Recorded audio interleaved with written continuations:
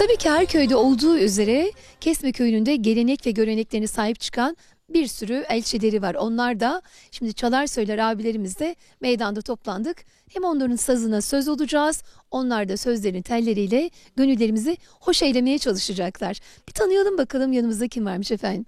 Merhaba efendim, tanıyabilir miyiz sizi? Ben İbrahim Kıcaslan. Burası Kesme'de doğup büyümeyim. Burada yaşıyorum. Bazı böyle arada işte eğlencelere katılıyorum yani. Çalıyorum, söylüyorum. Gönlümüz hoş eyliyoruz diyorsun. Söylüyoruz. Bir şeyler becermeye çalışıyoruz. Kendi yazdıklarımdan bir tane köyümüze ait bir şeyler yazdıydım. Bu yakın zamanda onu söyleyeyim inşallah.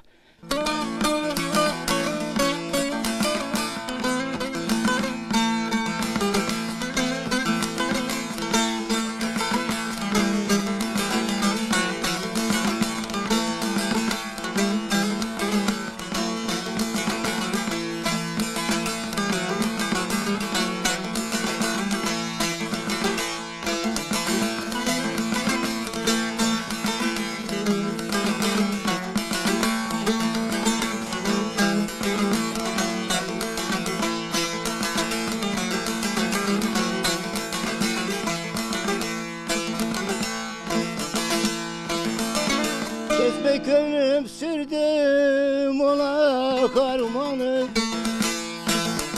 Kesme könlüm sürdüm ola karmanı. Buğdayından ayırdım samanı.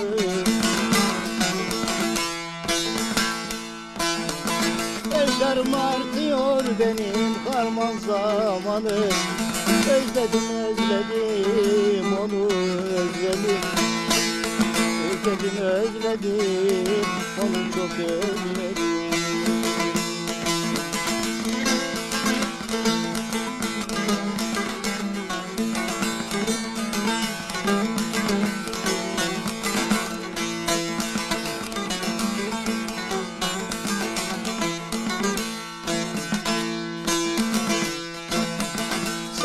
Serelma beni elleri, serelma beni elleri.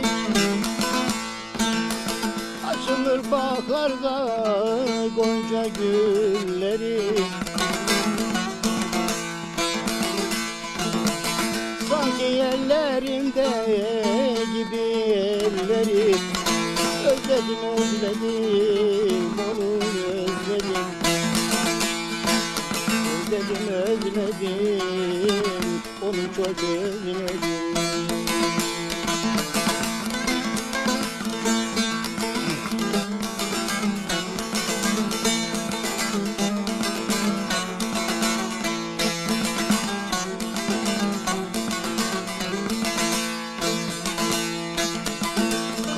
Kahyoluğunun soğuk suyunu, kahyoluğunun soğuk suyunu seyretsem oradan Kesme köyümü. Mavi gözlerini orta boyunu özledim özledim onu özledim. Özledim özledim onu çok özledim.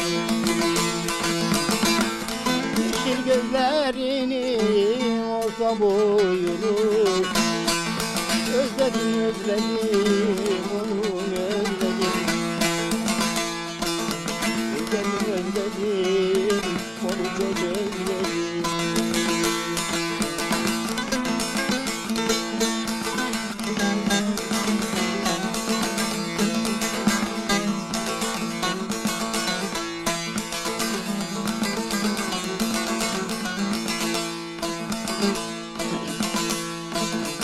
Yaylanın suları akıyor gibi, yaylanın suları akıyor gibi.